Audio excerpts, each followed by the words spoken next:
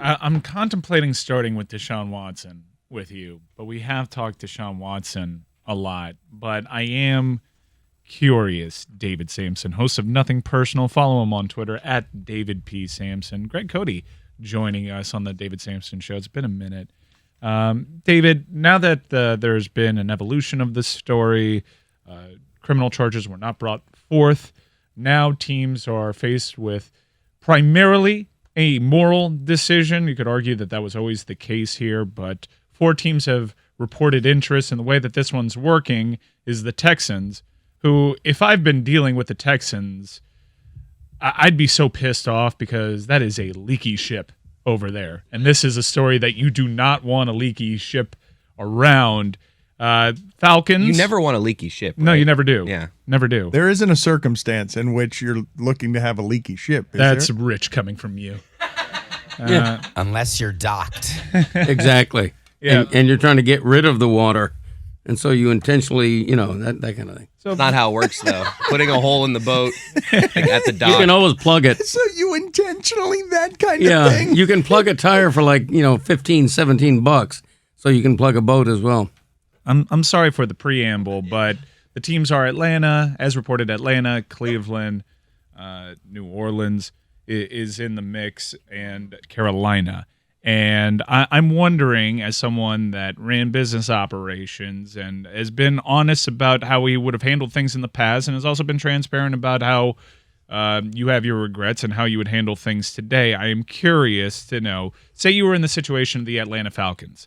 You have a high-priced quarterback who is a legend, a former NFL MVP, and is still playing quite well. The reports are they cleared this with Matt Ryan, but his feelings are obviously still hurt. How would you approach this Deshaun Watson thing if you were, say, the Atlanta Falcons? So people are not going to believe this because it can't be true. But I just finished doing Nothing Personal for today.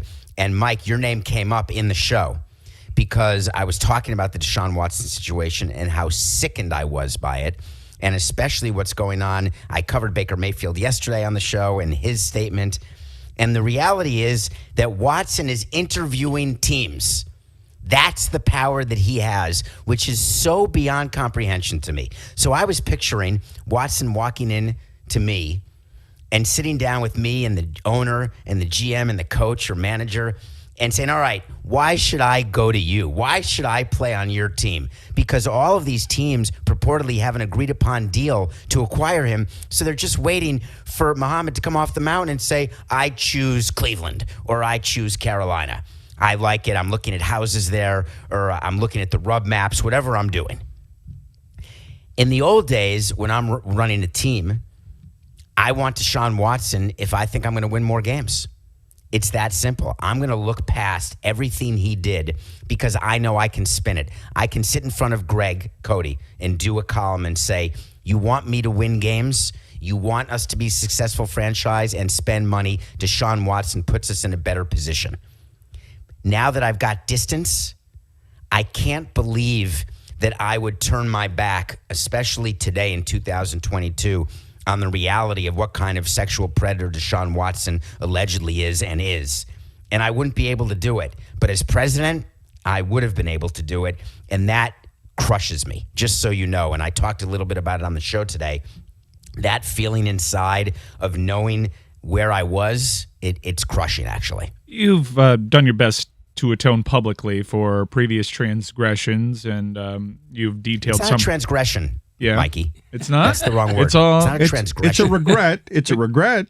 It's a regret. Forgive me. I thought those were synonymous. Well, it sounds like a regret because you're being introspective. Like I can hear a lot of people saying to this, he's a chameleon, a business chameleon. He's not being sincere there. He's just saying what he needs to say now to be more likable. They don't view it as you are saying.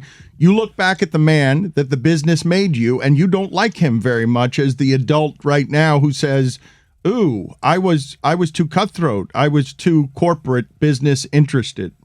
I don't know that I would say I was too cutthroat or too business interested. I would say that I was too willing to bend and break my moral compass. Well, that's what I would say. Well, that leads to an obvious follow-up question, which is the signing that you made as team president that left you most morally conflicted, that you have the most regrets over? So there was not a situation where we had a player who we wanted to sign who had anything. You could talk about steroids, but I didn't view steroids the way I view what is going on with Watson or domestic abuse, anything like that. I think that you'd have to fast forward to now what I would have done with a friend player like a Marcell Ozuna. And as president, how would I have dealt with Ozuna versus how I would have dealt with him today? But there was no signing where there was someone under investigation or pending 23 civil suits. And I told you there were times when we had players with DUIs and we would look past it. Or if I knew that Jose had a drug problem, would I have tried to look past it? And the answer to that would be an unequivocal yes.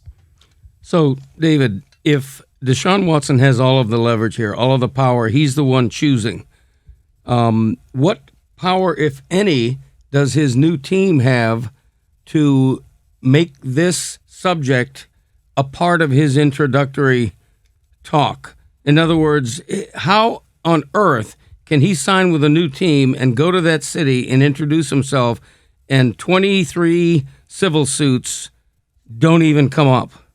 Is that even possible? If you're his new team, do you insist, Deshaun, we have to address this somehow? They can ask him, but he's going to have to answer in a very careful, calculated way to not give ammunition to civil suits. Correct. But does he answer at all, or do you think this is just whitewashed? So the way that I would do it at an introductory press conference is I would make sure we had a prepared statement, and that I would read the prepared statement that would deal with this in a way that was approved by lawyers, and then I would not take questions on the matter. Like the Dolphins did.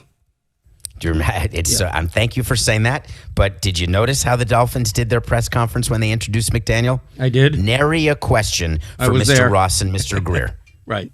One final thing on the Watson thing. I know there's Watson fatigue, but again, evolution's on the story, people. Stugotz was really forcing the issue yesterday on trying to talk about the NFL and why they haven't made any declared for any punitive measures with regards to Deshaun Watson. What is the delay here? I'm actually giving the NFL a little bit benefit of the doubt prior to the regular season, because I still think that there's some discovery here and there's some mitigating circumstances. I also assume, David, and I don't know if this is true, but that football's union has to advocate for its people, and all of this stuff is collectively bargained, and so they don't have an area on where can a quarterback who's not on the exempt list go that both the sides agree on. So normally that's right, but what you're seeing now is something fascinating in baseball. The Major League Baseball Players Association is not exactly arguing on behalf of Trevor Bauer. They have very much separated themselves from Trevor, which is another sort of interesting sidebar to that story. But David, so if David, one of the things that's interesting there that we were discussing sort of slicing onions on yesterday on degrees of criminal behavior is I do wonder if because one of the Bauer one is a violent one, there is violence involved, and the Deshaun Watson one doesn't have violence, that the sexual abuses are viewed differently. I think it's a matter of consensual, right? Isn't it? Yeah. So when the judge, we're getting into a topic which is going to be difficult. However, I'll go straight forward. When the judge said pretty clearly that when he took down the protective order, he said, listen, there was knowledge by both parties that there was going to be violent acts during sex. And I have no proof now that Mr. Bauer has any thought of having violent sex with this woman again. Therefore, we're dropping the protective order. Trevor then used that to say, hey, I didn't do what she says I did. I didn't punch her in the face. I didn't punch her in the vagina. I didn't do any of those things. The only thing we did is have consensual sex. Deshaun Watson, on the other hand, he is not claiming that there was consensual touching. He's claiming that it didn't happen. So what is going to come out during a deposition in the civil lawsuits, when he was under criminal investigation, when he got deposed, which is when lawyers ask you questions and you're under oath, you're allowed to take the Fifth Amendment, which says I'm not going to self-incriminate. But now there's no criminal charges. Therefore, when he gets deposed, he's going to have to talk. Therefore, the NFL is waiting to see what he says before they act. That's the only thing I can possibly think of. But if I'm Watson's attorney, I do not ever want him deposed. I don't ever want him doing anything other than taking the fifth, because there's a chance that there could be other states who want to press charges. Last question on this. Are you really telling us that this Deshaun Watson story ends with not merely him interviewing teams to see if they're good enough for him, not merely that, because that is one layer, but that he's not going to have to answer a single question from anybody anywhere, that he's not going to have to put a sentence of explanation on anything? Well, I didn't know he is, but it's going to be a statement through a lawyer that's going to be well crafted by lawyers. If you think that it's going to be Greg Cote at a press conference asking him a question and having I'm thinking magazine profiles. I'm thinking guy returns because he's a sports star. I'm thinking he's not going to speak anywhere. Like what I'm asking you, I guess, is the system. Is the way both the legal system and our general sports media system collaborate, that there is the possibility that Deshaun Watson will not have to publicly answer for any of this? I think it's almost a guarantee. That's crazy. Well, David, what is the collateral damage for signing this guy? Whoever signs him, what is the fallout? Are there? Do you envision protests outside the stadium? Is this a stain that lingers, or does it go away with his first 78-yard touchdown pass on opening day? So I'm making 7 calls before I'm letting Deshaun Watson in any way interview me, right? I'm calling my naming rights sponsor, and I'm calling my top season ticket holders. I'm calling all the limited partners I have who own a part of the team, and I'm making sure that they're on board with this, because I don't want a Daniel Snyder situation where there's mutiny with my partners or with my sponsors, because that's the only way that you get hurt financially. So once I have sign off that they're not going to pull their money or pull their support, if there's 200 season ticket holders who on principle, 200 women who say, I will no longer support the team, or Mike Ryan on the #1 podcast in the world says, I will not be a Browns fan anymore, I have news for you. Jimmy Haslam could not care less about Mike Ryan saying that I'm pissed off and I'm not going to like the Browns anymore. That's all right with me. Let's switch gears over to baseball. And contracts are being dished out. And some big contracts, it's not these $200 million mega deals, but they're getting close. A 32-year-old Freddie Freeman just got a 6-year, $162 million deal. Chris Bryant, I saw that he has rebounded to the point that he is almost a $200 million player. What is the internal protocol after a work stoppage like Major League Baseball just had, and you're right into free agency? Is there extra pressure to come with the dough, being that you just collectively bargained a new deal? How do teams operate now? No, it's just condensed. So the teams that were taking down payroll, like the A's and the Reds, are doing it. The teams that are increasing payroll, like the Mets and the Dodgers, are doing it. The Yankees are still being responsible, trying to figure out how far over the CBT level they're going to go. So everything that would have happened during the course of a longer offseason is just happening during a shorter offseason. The interesting team, and we are the local hour, and I'm glad that Greg is here, because I'm hoping that Greg will hold people accountable.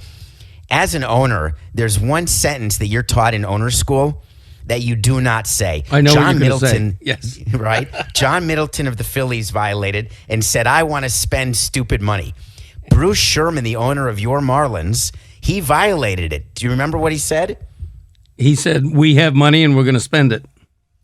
That's like page 1 of the owner playbook. If you say that, it's because you already have a deal that you are ready to announce with like a Chris Bryant or with a major free agent. Because if you say that and then you don't sign Nick Castellanos, or let's say they bring in Rosario, who just signed for $9 million a year with the Braves, 2 years, would you, as a Hall of Fame columnist, are you writing, hey, Bruce Sherman said they're spending money, they signed Rosario for 2 years, $9 million a year. Does that count? Is that what you had in mind? Exactly. No, that's the very point. I mean, if you say that, you have to make us. They're making little ripples, not anywhere near a splash. He's asking you, are you going to do your job and hold them accountable by pointing out to Miami? Well, he's not asking you for your opinion here. He's asking you, are you going to say, write in a column, hey, Sherman, didn't you say you were going to spend? Yeah, when free agency is played out. I don't know that they're not going to get a Nick Castellanos level guy yet. It's not something to be written now, but it's something to be written if at the end of free agency they don't have the bats they need anymore. And they have a pitching staff that is great, and they're going to be scoring 2.5 runs a game and losing 91 games again. David, it's going to be the same old thing. I just around the corner walked into a coffee shop where 2 police officers were lamenting the idea that Miguel Rojas is one of the most popular Marlins, and both of them were arguing that would not be starting at shortstop for another team in the big leagues that was actually trying to win. This was in Miami? Look at that. This- Good what old a baseball. late How about that? conversation. Stumbled In a into a coffee donut. shop. Was this in It Boston? was not a donut. Baseball? It was not I a mean, what? donut shop. It was a coffee No, shop. they served donuts that's there. a They were bunch eating of donuts. BS. They were eating donuts. It's the empanada place. 2 police But they were officers- eating donuts. 2 police. They were not eating donuts. They were talking they were Miguel talking Rojas? Miguel Rojas over Wow. coffee and donuts. Exactly. And they were saying that he would not start. They were frustrated because they're like, the Marlins aren't trying to win. We all know it. They're just trying to keep the business afloat. And Miguel Rojas, they were saying, is not a major league shortstop for a team that's serious about it. And here he's a mainstay. He can be a part of a championship team, but he can't be the leader of the championship team. We traded for Miguel Rojas. He is a first-class guy, and he has really been a leader. He's been the one who's out there speaking. He's a leader in the clubhouse. He keeps signing these deals, and it gets announced as though it's a big signing. He is about a $5 million player, and that's what he's getting paid. But you're certainly not going to win with him at shortstop if you don't have anyone around. But the question is, when you tell your fans that you're going to spend, we did that. And then we spent wrong and got criticized for spending wrong, then criticized for not spending enough. And I learned my lesson after a number of years is just shut up, right? Don't tell the media, don't tell the fans anything about what you're doing in terms of payroll or spending. But the reason why Bruce Sherman did it, and none of you have mentioned it yet, he had to say it because he didn't want Jeter's words on it to be the last words out in the media. Because Jeter said, I left because the Marlins aren't spending. CC Sabathia carried his water on a podcast where CC Sabathia said, the Marlins are the Marlins. They've had bad owners their entire franchise, from Huizinga through Loria. This will bear watching because he is a myth maker. Jeter is. He has got a legacy to protect and a docu-series coming out. He is going to all his New York people and saying, look, here's what the story's going to be.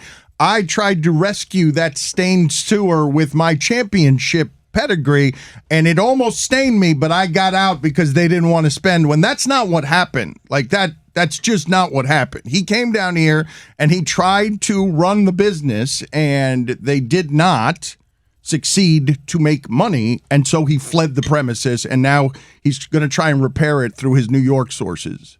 And so Sherman then gets out in front of the media, and he doesn't often speak, but now he's sort of the public face, I guess, because they're not going to have anyone else do it. They're certainly not going to have Denbo do it, and they're certainly not going to let Caroline do it. So he's sort of talking to the media, and he says, we have money and we're going to spend it.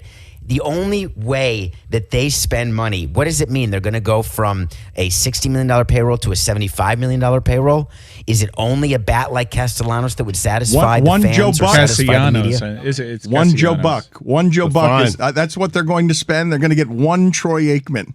But the point, David, is that if Sherman now does not spend big, then whatever narrative Jeter chooses is accurate in the public eye, right? The pressure, and by the way, Kim Eng should be the spokesperson for this team, not Bruce Sherman moving forward. But right? I mean, hold on, because David did call that hiring eyewash at the beginning, and she has accrued power in the organization. I just don't know. Right. I don't know. Are you sure? I don't know how real the power is what I'm saying. I don't know how real it is. I do not have the sources that can explain to me. They are presenting her as the lead face and voice of power. I don't know how accurate Wouldn't that it be is. logical that she would accrue more power in Jeter's absence? I mean, the baseball people of note within that organization are quickly dissipating. It's not going to be Bruce Sherman, is it? If they had fired Gary Denbo, then I would have said Kim has power. But with Denbo still in the organization, and you can ask anyone inside that organization, Denbo is running the baseball side of things. but we're talking about a spokesperson, a face of management. I thought Dan was talking about the power. We were talking Okay. about both. Right. So No, but So, I do think yeah, that Denbo will never be the spokesperson, will never be Right. front-facing. I want to ask you about these reports that say that the Buffalo Bills and the local government are finalizing a deal, it would appear, for a new $1.4 billion stadium, with $1 billion of those dollars being funded by the public. I thought these days were dead and over with, largely because of you. Josh Allen. Josh Allen. And you're apparently off the hook, David Samson. You did not kill the notion of publicly funded stadiums. Congratulations. Yeah, this was major news for me. I was awfully excited because there are articles written that get sent to me by people where somehow my name gets associated with the end of all public financing. And so there's executives for other sports who are like, that Samson guy and what he did, he ruined it for all of us. Now we've got Buffalo where they're going to get $1 billion, but we need to dig into this a little more. Because I could argue that New York gave the Yankees and Mets over $1 billion for their baseball stadiums, and I could argue that very easily given the benefits they have. They're called pilots. Payments in lieu of taxes is what pilots stand for, which means that there are tremendous tax breaks that the Yankees and Mets are having. Side note, Hal Steinbrenner came out yesterday and said, man, we can't compete with the Mets. We pay $80 million a year to pay off our stadium bonds every single year. Woe is me. He's paying off pilots. But anyway, we can talk about that another time. So I'm not willing to comment on whether or not I've lost my place at the top of the bilking the public out of money until I see the details of the Buffalo. Wait, is this a championship that you still would like to be? He's not willing to relinquish it just yet. He wants to be off still the hook. reigning and defending bilking of the public champion. Right. Be proud. This is not. Look, I feel bad laughing at this. This is not a good look. This is a shit look. No, this is what just happened here is David Samson went from my 50th birthday party, fuck you, $1.2 billion, because we're trying to have a party around here, we're not laughing, although Cody feuds with Billy Corbin because Cody's all about stadiums, publicly financed. Whittingham and Mike Ryan want a soccer stadium to have so many lights that our airport doesn't work anymore. We are in the airport barely works to begin with. Objection leading the witness. We are in the tank for being a place that likes and thrives off the economy of sports, and so we want it to flourish. But we can't be sitting here laughing about our bankrupt city getting built because David Samson was way too good at business. Hold on. So one more time. It's worth trying, right? It's only been 10 years. Actually, taxpayers did not put money into the stadium. I know that sounds crazy, but it's true. It came from tourists. It was all tourist taxes. Damn right. And no new taxes were levied. And if one more person... But those are taxable dollars. But in fairness, those are taxable dollars that could have gone to they can't. other places that could have used it. They can't go to teachers and fire departments. He makes this correction every time. It's an important. They cannot. It's an important correction. Go ahead, David. You make it every time about pointing out again and again that this was not the citizens of Miami who paid for the ballpark. It is very simply called the bed tax. It is when you check into a hotel and when they show you the rate that it's $349 a night, and then you check out and the actual was $422, and then you see all these different taxes and fees. It's those that go to the Heat, that go to the Dolphins, that go to the Marlins, that go to the Magic. They go all over to the Florida teams because they're only for sports teams. Now, if you want to change it, and you want to change the Don't Say Gay law and all the other things that are wrong with Florida, you can vote out your legislature in Tallahassee, and you can repeal the TDT. Yeah, you can do. That's always the hole in the argument is that it didn't come from taxable dollars. It couldn't go to teachers, and it very easily could in one election cycle. So we move on. I agree with that. Congratulations on still being reigning defending champion of bilking. Yes, well done. I want the belt, baby. Yeah. Well earned. David, are the Dodgers bad for baseball? I just can't stand them as an executive. We hated them because they're so cocky and they use their money as such a sword, and they make mistakes all the time with signings and no one cares. Can you imagine if a team like the Marlins or the Guardians or any team signs Trevor Bauer and is paying him $35 million or $40 million not to play? Like, that's crippling. That's the end of your franchise. Oh, but David, for the Dodgers, David, they're fine. They've got such a financial advantage. They've replaced the Steinbrenners and the Yankees because of that television contract. Jeff Passan is making the argument that this is the best lineup he's ever seen. When you add Freddie Freeman, who somehow the Dodgers wrestled him away from the A's. Good call, Dan. When you add Freddie Freeman to that lineup, they're totally overwhelming. So their mistakes, not only do their mistakes not matter, they get dwarfed. How many times did we go into a season and say the Yankees had a lineup that just looks unbeatable? Remember, not just with Stanton Judge, but they had LeMahieu, and there's no holes in the lineup. Who are you going to pitch to with Gary Sanchez and back with Andujar? Remember that? I mean, Greg's nodding because I think he may remember as a baseball guy. And guess what? 0 rings. The Dodgers, with all of their spending, they have 1 ring in 2020. That was their ring. So the Dodgers are not guaranteed to win the World Series. They're just guaranteed to win over 100 games because over 162-game season, you need depth, and the Dodgers have depth in a way that only money can buy. That is crazy to say, though, that even with money, you're just saying they are guaranteed to win 100 games. Well, that's what you guarantee yourself, right? You say that, but you remember the New York Mets team that the books were written about, worst team money could buy, finished in last place with all of that spending. But the people making decisions for the Dodgers, I think to David's point, not only do they have the money, they're smart for the most part. They are, but I've never heard anyone. In all the time I've been covering baseball, I've never heard anyone say there was a guarantee to 100 wins, that there was a financial amount of money that would get anyone the guarantee of I'm going to win 100 games. The payroll disparity has never been as big as it is now. And ironically, the players who so badly wanted to get rid of payroll disparity in this last collective bargaining agreement, they were willing to not agree to a deal because they wanted teams to spend more money, and they wanted teams at the high end to spend more money as well. Well, they're seeing what the result is of their negotiation. They're seeing that the teams who have always spent are going to keep spending, and the teams who can't afford to, who are not going to spend and they're not ready to win, they're not going to spend. That's what we've seen. But the correlation, especially in MLB, I think, the correlation between spending big and winning championships is less and less. Which is a shield for franchises like Miami that doesn't want to spend, right? It's not that Miami doesn't want to spend. Miami just can't afford to spend, right? So, of course, everyone would like to be the Dodgers. You'd like to have that revenue. You'd like to have that TV deal.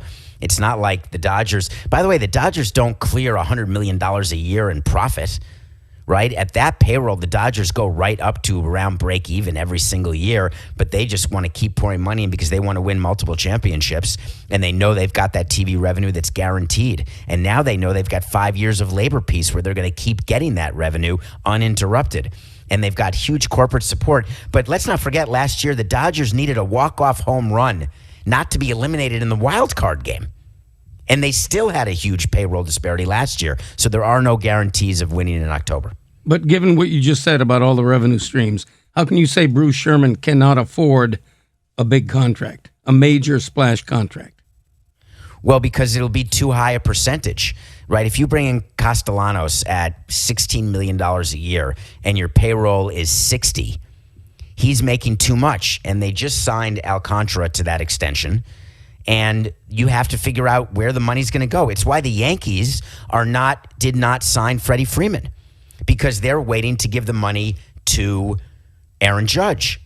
It's why the Nationals are sort of taking it down right now, but they know that they're going to be giving money to Juan Soto. So you choose where your money's going to be allocated, no matter your payroll, unless you're the Dodgers. Let's transition to movies. Every week you review either a movie or television series, in fairness to you, David, and this week is no different. What is your review for this week? We got to go Reacher. I did it all yesterday. I watched Jack Reacher the movies with Tom Cruise, and I had not wanted to watch the TV series. Someone said to me on Amazon, "You're going to want to watch Reacher because I know you, David. Just get there. You're going to like it." I watched episodes 1 through 8 in one day, and if you haven't watched it, the guy who is Jack Reacher was in The Wedding Ringer with Josh Gad as the guy who could move his pecs when he didn't know what to do at the party. That was him. And there's someone named Willa Fitzgerald who plays the female lead. and it kept my attention. It's about 6 hours of content. There's insane violence, insane humor.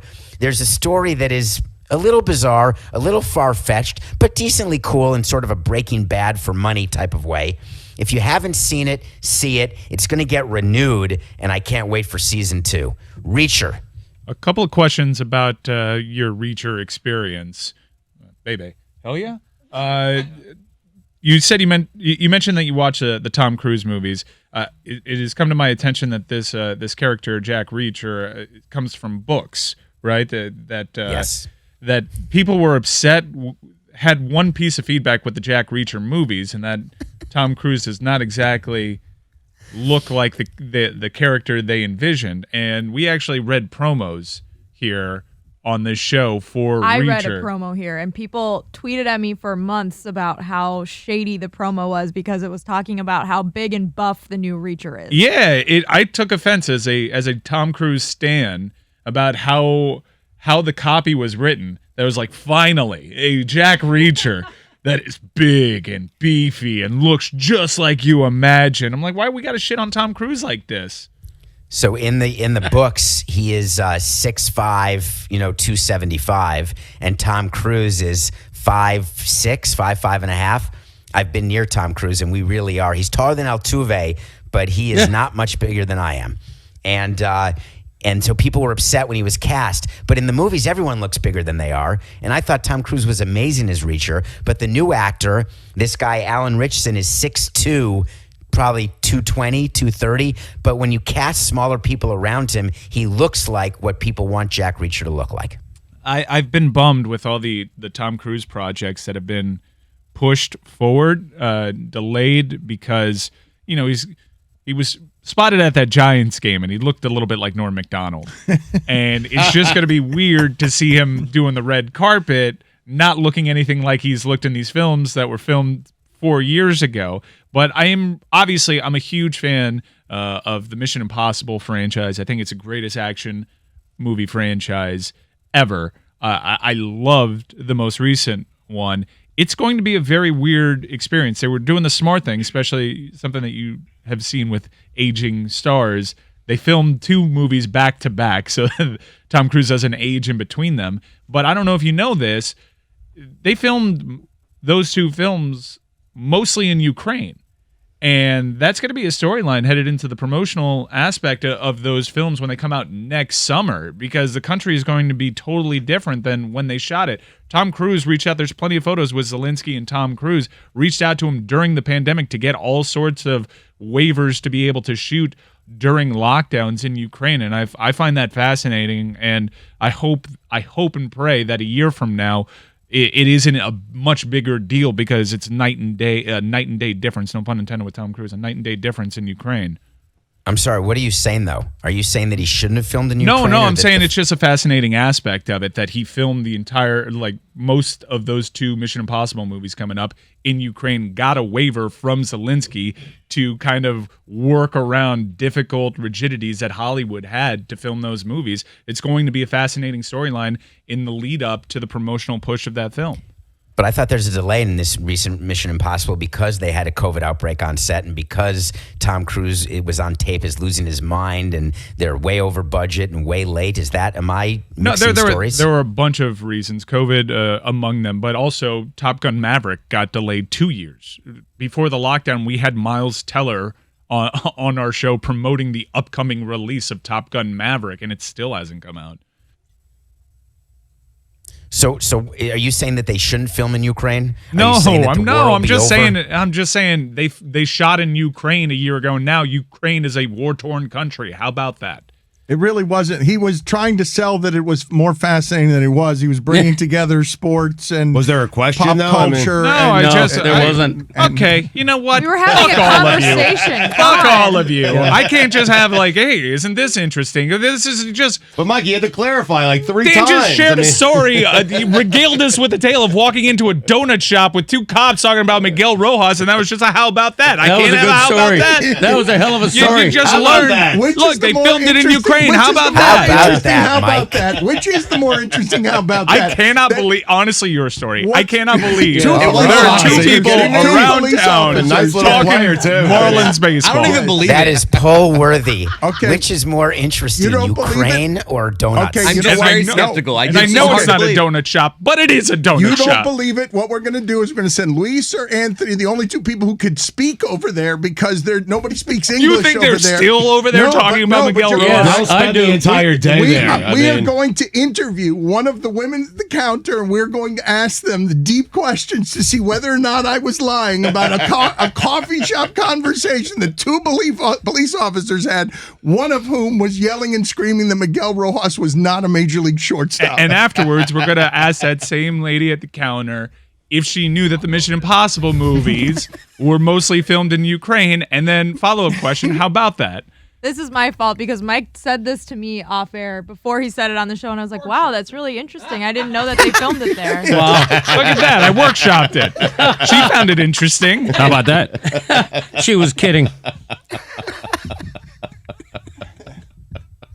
are we really going to the coffee shop? Yes, We are. yes. Oh, yeah. Where The is cops it are now? still there, by the way. I hope they're still there, Yeah. but I do. Oh, come on. Be nicer to cops. I know. I'm just kidding. Send the Zoom to Well, crime rages Send the around Zoom them. to the lady Yeah. at the counter. Nice. I'll Nicer to try. cops. I'll try. Yeah.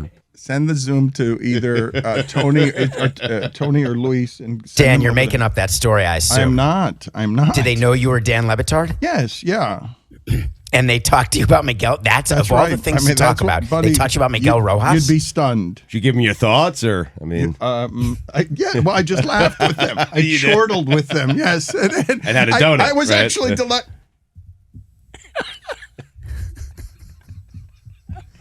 He doesn't eat donuts, Stu. I've seen him eat. Not in front of people, anyway. Greg Cote, how much FOMO did you have that you weren't with us at South by Southwest? We were sitting here trying to involve as much family as we could, and I don't know how it is that you didn't end up at South by Southwest with us. Yeah. But it was a crowded stage. Sure it was. We had 8 people up there with microphones and Right. Tony and Lewis wandering around. Yeah. No, it was Greg Cote Tuesday. Would have been nice to do it from Austin. But, I understand you don't have anything to do with major decisions that are made regarding Meadowlark or this show, so I can see where you wouldn't have had a direct hand in whether or not I was invited, There was a third mic in a chair at the main table. There was. So, yeah. Yeah. We've got executives, though. We have executives who handle the business portions of this. Is that right? I'm not involved with. You think I'm making flight arrangements for everybody? I would hope so. What else are you doing? I would be, if I were you, I would be doing it all, man. I'd be you cleaning. wouldn't. I'd be cleaning the office at night. No, you wouldn't. Greg, you can't be counted to get here on time. Look at my refurbished Tissot watch tells me that I was about 5 minutes early today. By That the a way. boy. Dad, Wow, you still have can that watch. Can you tell Yeah. that story that you just told us back here about this watch? This is fantastic. Oh shit! I said fantastic. I'm sorry. I'm so self-conscious about that. now. $1. It is $1, and I'll pay it double. I'll put 2 there in a No, minute. no, we will find. Why are him. you offering No, more money? We've got to find. He's been saying feel guilty. fantastic a lot as a Yeah. verbal crutch, and then when somebody told him that, he got very defensive, and then he used it even more, and now he is incurring his first ever fine system. Anytime anyone hears Greg Cote say fantastic, he will be fined $1. Right. I agree with that because it is a verbal crutch. No, this watch, I took it in for repair before the pandemic, like 2.5 years ago. Completely forgot about it. My jeweler calls me about a week ago and says, by the way, you can pick up your watch anytime. And I'm like, what watch? I don't know if anybody else has ever done this, but so this is a watch I hadn't seen in 2.5 years. I barely remember what it sounded like, but it works like a charm, man. It's running like a freight train. Fantastic. Whoop. That's another $1. Yes. Yep. I am Offer really. two, you owe 4. It's so, going to hurt you. No, it's going to hurt you, Yeah. Greg, because I don't think you know how much you have been saying it. But not lately. You just said it twice. I know. But we're getting past it. I love you. I like when Greg says that it's fantastic or that's fantastic. Thank you. So it's fantastic. It's a nice word. It's nice. Yeah. It's It nice. is a nice and word. he means Yeah. it earnestly. I do mean it and earnestly. I don't says have it a about lot everything. I don't have a lot of people in my life that use that in their daily lexicon to describe things. I'm trying to bring it back, but now I can't say it thanks to LeBatard. How come you didn't say Jack? It was right there for you. What's that? Bring it back, Jack. Oh, bring it back, Jack. Yeah. I don't like to overuse things, other than the F word that's already cost me $2 today, by the way. I mean, the NBA used to use it as a tagline. The NBA. That's true. It's fantastic. I like it because it harks back to the 70s and 80s. It's like groovy. I'm trying to bring groovy back. Roy Join is me. 100 years old. I'm sorry. How What does are you Roy know talking that? about? Was It's that the weirdest pre? thing. Was that pre? I love this game or post? That was pre. Oh my God, you're old. That When was you were 2. that was Ahmad Rashad, was it not? That was No, it wasn't Ahmad Rashad. It was like 80s, like early 80s. It's an 80s word. Yeah. That's what I'm saying. I don't think of fantastic as an 80s word. It is. Put it on the Think poll, of it as like a please. 1930s word. It's a word that attaches itself to Paisley or Art Deco. When I hear That's the 20s, Greg. Yeah, but it stood the test of time, Jess. Believe me. yeah, when I think someone would use fantastic to describe, hey, they're making moving pictures in color now. Fantastic.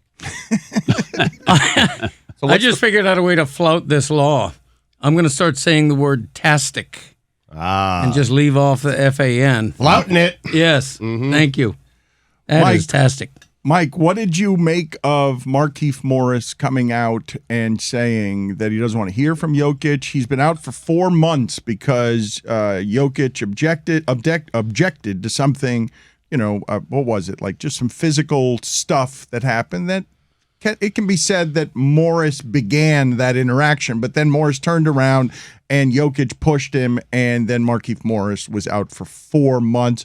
Has called him, made fun of his size, I think, his weight, and says he doesn't want to hear from him. Just doesn't want to have any contact with him because Markieff Morris cares about his career and 4 months. The next time they play, do you assume that that's not going to be some level of personal? It probably will be. I think there might be a mutual respect there. I did find it funny that there was someone on NBA Twitter that was retweeting the news that Markieff was coming back, and they put like an injury report. Markieff Morris parenthetically fucked around and found out, returning to Heat lineup. And I do think there was a little bit of that at play. Jokic is a big guy, and I don't even think even he knows his strength. And it was made more Bush League unfairly to Jokic, I guess, because he is so big. But that was a nasty injury. I would love to hear Markieff Morris actually detail what exactly went on there, because we didn't get many details here locally from the Miami Heat. To be out for 4 months in that sport. It was Stugotz. reported, Dan, that the Miami Heat did not want to clear him. He felt he was ready to go, and there have been internal struggles in the past, primarily with Chris Bosh, about the Miami Heat not being comfortable with somebody going out on the court. I would love to hear the details about what he suffered. If you're him, though, just make it any one of you listening to this right now, and the interaction escalates, you turn around, and Jokic pushes you from behind, and now you're on the rehab trail. Markieff Morris hasn't been here very long. Like, just imagine yourself. I know that some of these details get lost in transactions, but the man has moved his life here to Miami. He has not been here. He has bounced around the league. He is a professional who won a championship against Miami. He and his brother are at the tail ends of what remains of their money making, and he's in Miami to work and prove himself to the next team and the next contract, if he can get to another contract. And now he's out for 4 months because this guy pushed him from behind. And when this stuff gets personal, messed with his money, messed with him trying to financially plan what remains of his career. So I ask you, when these two bang into each other for the first time, and these Morris brothers that we have chronicled that they don't mind some physical, I can't imagine that Markieff Morris is going to stuff that down. Well, we won't find out unless they match up in the NBA Finals. We won't find next out year. this year. Yeah, and we'll see where. But that's a grudge that's a grudge That will carry over. We might be talking about this 9 months from now when they get on a court again together. Yes, correct. Yep. Yeah. But if you're looking to exact revenge on Jokic and the Denver Nuggets, it was certainly wise to not do that their very first matchup there, as security was heightened, and I'm sure both teams were discussed. There was no, there were no hints of revenge from that one game. It was it went by without incident. So I'm not exactly sure. NBA players tend to have a memory. Markieff Morris does have a twin brother that on our show we've played that sound a million times. They have fought back to back. Fought the Kansas football team. Yeah. Look, when you're egregiously injured for 4 months, which is half of a season, more than half of a season, you never forget that. I mean, if they meet on the court 3 years from now, it's going to be a grudge. But I wonder how much weight it has, because you know that the referee before the game is going to get the two of them together and say, I am more than closely watching you. I don't want you guys to touch each other. I'm asking you guys, though. What would you do? Make it you.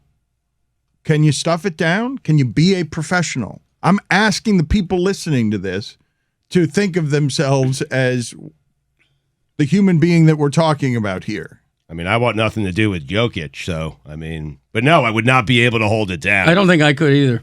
Right. I think there would be an elbow to the ribs. There would be something. Maybe nothing flagrant, nothing that's going to get me kicked out, but there would be just something. One dirty elbow is what Greg got three. He would carry one dirty elbow. Right in the ribs, baby. From 3 years ago. Right. But it's been hard on Morris. Like, Morris talks about how he couldn't sleep for a week, couldn't sleep for the first 2 weeks. It looked like it was a bit benign, right? Like he's overdoing it a little bit. I believe you accused him of faking it, and now you're doing it. And now you're doing it again. 4 months? Now you're doing it again. It just seems weird. After he missed 4 months, now you're doing it again. Accusing him. Back on the court. Let's go. Playoff run. I would bet dollars to donuts that if Jokic ran into you with the same sort of ferocity, he would kill you. I think you would die from what Jokic did to Markieff Morris. I know. I'm not 6'6", No, but you're still kind of saying that Markieff is faking. We are on 10th and Ocean. I believe if Jokic pushed Stugotz that way, he would go careening past the lifeguard stand and several leagues into the sea. I mean, I'm 5'8", though. I know. Wow. But nice reference. On a good Hold day. on a second. Good day. Thanks for calling me out, What is Smitty. a good day? Explain to me, what is a good day? When I have the right sneakers on. I mean, couple factors: how hot it is, 5'7.5". how many heaters he pulled from the White Horse That's cigarette dispenser. Oh, there was Can we magic in revisit that that room. for a second? Do you get a cigarette pack or is it loose cigarettes? I wish they had loose cigarettes. I've been I thought clamoring it for was loose cigarettes. I was picked because I wait said a a minute. tampon dispenser, which you is gotta loose be kidding tampons. me. And then you guys were like, yeah, just like that. And then someone tweeted at me yesterday. They were like, That's no, it's funny. a pack of That's cigarettes, funny. not a loose cigarette. I was picturing like a That's so gumball good. machine, like the cigarette just kind of comes out and then you It's so just good. smoke it. I got a full pack. I have. I yearn for the day where they have loose cigarettes. I have sent emails to Philip Morris asking them to make packs of 3. I'm serious. No, you haven't. No, gas stations are a dangerous game for me. You have to buy 20 every time you buy cigarettes. Yeah. You know? I wasn't even familiar. It's a Northeast thing, the concept of loosies. Yeah. I had no idea those Loosies. existed until Yes. I was at a bodega with an upcoming guest on today's show, and he asked for a couple of loosies. I was like, huh. They get it. Can we please, I will delight in this becoming a new segment where all of us try to explain to Jessica something that existed in the past that she did not know about, because I love that we just looked past. As she said tampons, we were all like, yes, it's just like a tampon machine. And she jumps to the conclusion that they were single cigarettes.